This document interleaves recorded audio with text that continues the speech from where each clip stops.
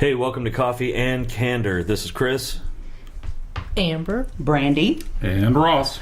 Follow us on Facebook and the Twitters and Google Play and iTunes and TuneIn and Spreaker and wherever else you can find us. So, today we are talking about Johnny Depp and his abuse. Amber Heard.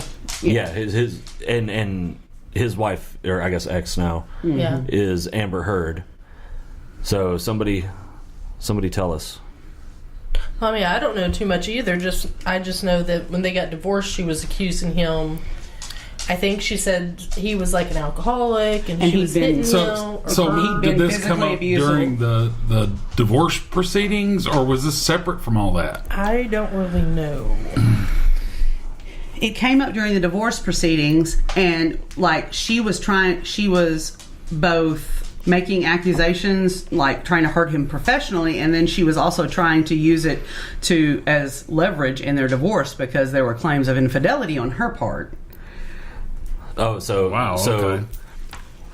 Instead of just accepting that she cheated and owning it, she said, "Hey, he was beating me." Right, and then when it ends up going to court and she's on the stand, and during deposition, she admits that she in fact was physically abusive, had cut off like a piece of his finger. She cut his fucking finger off. Well, not the whole thing. Well, okay, any of it. I mean, as long as if it's more than the nail. Yeah. My God. All right, so I did just a very, very, very tiny amount of research because I don't like it. But this whole situation is indicative of a bigger problem, right? Johnny Depp has the money where he could leave that situation and be able to go anywhere he wanted. Well, let's be fair, though. She's got her own freaking money. She's a big, Yeah, absolutely. I mean, they're both multi-millionaires. Right. I mean, so it's not like she's a battered woman strapped. She can't get away from money. Right. But I looked up how many battered women shelters there are in the U.S. There are about 1,500. And then I looked up how many battered men's shelters there are, and there is one. Okay, but I know men are battered. I've seen it in my own family. I've seen it in my friend group. But I don't think we can even go there because I think we all know that one is way more common than the other. It is more common, but it doesn't make it any less wrong. And it doesn't mean that these guys that it does happen to don't need help. Right, but you also have to ask yourself, are men going to go... Men might leave... And should if they're in danger. Absolutely. There's no question about that. I'm not saying that for a moment. But there also might not be battered men's shelters because they won't go to them. Right. It's hard enough. You think about this. It's hard enough as a man to admit that, to any kind of physical abuse coming from a woman or, think about when men have sexual abuse happen to them. It's very... It's as stigmatized as it is for a woman, imagine how much more so for a man. So I'm sure, it's hard for them to take advantage of it. And that's unfortunate and wrong because I don't care who you are, you don't deserve that. Nobody deserves to be victimized. But I've seen this trend in recent years, and I'm sure that the only reason that it seems to be more obvious now is because everybody has a cell phone and everybody can, it's record easy a to video. Document. But, you can find it on YouTube all day long. These girls whooping guys' asses, and the guy is trying to back up, and the girl is just going after him. And it's like, look here, I don't believe in hitting a woman traditionally. However, if you gonna come at me like a man, you better get ready to get hit like a fucking man. Well, I believe if you're going to put yourself in that situation, and I don't mean in an abusive situation, I mean if you're going to choose the path of violence, then you have said, look, we're equals here, and if I'm going to hit you, I better be prepared to take one back. Yeah, exactly. You know, it's not okay. I don't care who you are. It's not okay to hit a woman. Guess what, ladies? It's not okay to hit men. Mm-hmm. It's not. And like Chris was talking about, like with these videos, this isn't just women like, you know, one of those like soft. No. I know what you're talking about. To the arm. I mean, like they're punching them in the face. Well, I've seen videos where women are hurting themselves. And then blaming it on saying, you know, telling their friend laughingly, "Oh, I'm going to get his ass in so much trouble." Bitch, you deserve whatever happens to you. Yeah, because I'll tell you what, if a woman, and it really doesn't matter who it is. If somebody beats me or says I beat them and I didn't, you can damn sure I'm going to make them not a liar. I'm going to whip that ass. Yeah. Well, I mean, if someone comes after me like that, man, I'm telling you, you hit me like you a grown ass man, I'm gonna be looking to break a jaw. It's not. Oh well, you should just defend yourself enough to get away. No, I'm gonna be doing some damage. Fuck that. You know that sounds horrible, and people will probably say horrible things about me for it. But that's okay. I forgive you. But I mean, I really. You can pray for me. You know, or bless my heart. Just because you've got breasts and a vagina doesn't mean you get to abuse people. Yeah, physically. exactly. I mean, if you think swinging like that is the way you should go, alrighty. Just remember, you started it. Well, and I mean that's, you know, I think there are certain. I'm not going to say ladies because people that do that are not ladies. There are certain women that use violence because they think they have a get out of jail free card. And having a badge is not a get out of jail free card.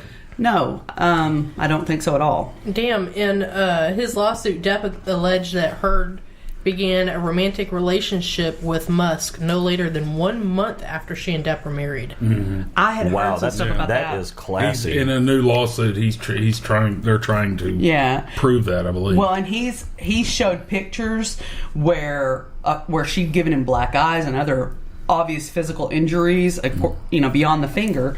You know, and I never weighed in on that when they said that he was an abuser. Something just didn't feel right. Yeah, and I'm not like a huge fan. I love his work. He's, you know, I think he's an interesting fellow. He's one of the greater actors of our generation, I think. But I don't know. He just never struck me. Yeah. I just never got that feeling. And so I was hesitant. I never said anything about it publicly because I just didn't. I don't know. I just didn't feel. And I mean, like you said, I love his acting. He's been in the public eye a long time, and he's been with all these other women that are very high profile and have just as much power, and they all have loving, glowing things to say, even years past their relationship. So it seemed very out of character that all of a sudden this man who had, you know, maintained healthy friendships with all his past lovers, or many of them at least that we know about, suddenly was a monster. And that's an impressive feat by itself. Well, yeah, I mean, you know, it's hard. I don't know. I've never been in that situation, but I'm sure it'd be hard. You know, there's always going to be feelings, and if you can't make a relationship work. But the fact that they were able to go on and have friendships told me that something just didn't feel right about suddenly he was this abusive monster. I mean, why haven't we heard that before? You know, he's had plenty of long-term relationships where if it was a problem, I think it would have already come out. Here's what I don't understand, because like I said, I mean, everybody that has ever seen a movie ever knows that Johnny Depp is stupidly rich, and Amber Heard is also getting stupidly rich. Yeah, she's been in some really big things lately. Yeah, why did he stay after that first time? Why does anybody stay? I don't know. I used to think we haven't been in that situation, I mean, so we don't know. We've never been in a marriage like that. We've been lucky, really lucky. And I would think, and yep, I've never been in that situation, but I would think that people stay in a situation like that because they feel trapped. I don't think it's not just financially trapped. I think obviously, and I've been not in a marriage situation, but I've been in a family situation with someone that was abusive to me. That you can love somebody and not like them, and vice versa, and you can. It's hard when you care about somebody to just remove their presence from your life. And I think in an abusive situation, that's really the only fix. But I think it takes a long time for some people to get to that point. You know, I mean, maybe he thought that she was under some incredible stress, or, you know, you make excuses. You know, I'm sure, like, well, she's under a lot of pressure, or she's sick, or she's not, you know, whatever, and it won't happen again. Well, sadly, once it starts happening, I think it doesn't. Yeah. I will say it's very rare for it to not happen again. I think because it's sort of like the cheating thing. Once you broke through that barrier, that wall, once you've crossed that line, right? Because, you know, there are certain, you know, absolutes we all are kind of taught. We aren't to be unfaithful. We aren't to hurt the people we love. I mean, those are just kind of common sense things. Right. And once you've crossed that line, doing I think it again it's becomes a lot easier to step over that line again and again and again. That first one feels, I'm sure, very big, but like anything else, you know, it becomes a little more familiar and a little more easy. And so I think, I think there's much more than just the financial. I mean, of course, for an average housewife or house husband, I'm sure it's very much harder to leave because you don't have, you know, personal assistants and planes and multiple houses and shit like that. But I imagine at the when you take it down to the smallest common denominator, it's the same. It's hard to break that tie. You know, one thing, when I was looking at all this that I saw, they said that in his career, he had made somewhere around $650 million. Oh, shit. Yeah. For his acting. He's now, or his legal team is claiming that he's broke, and I think, like, managers... Man, I don't know. I got a hard time... Are being sued. I got a hard time believing that he pissed away $600 million. You know, think about the... oh, Lord, I just forgot his name. Michael Jackson. Well, that, and then Mike Tyson. No, well, that too. Okay, well, but recently, the rapper. R. Kelly. R. Kelly. Yeah, but he never had this kind of bank.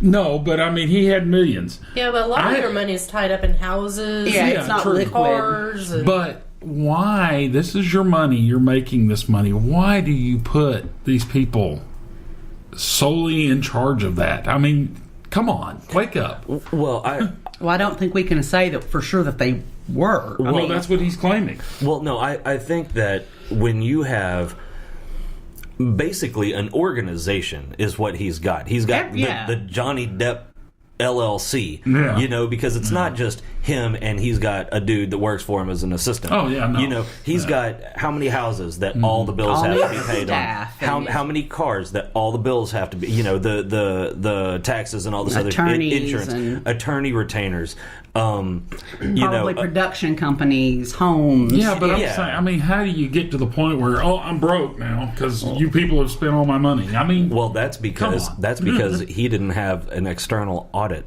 Yeah. Well, or that's because, let's face it, I think they build in some of that, like, as a break, you know, like almost a fire break. Like, you know. Well, like you hit $10 million and you're broke?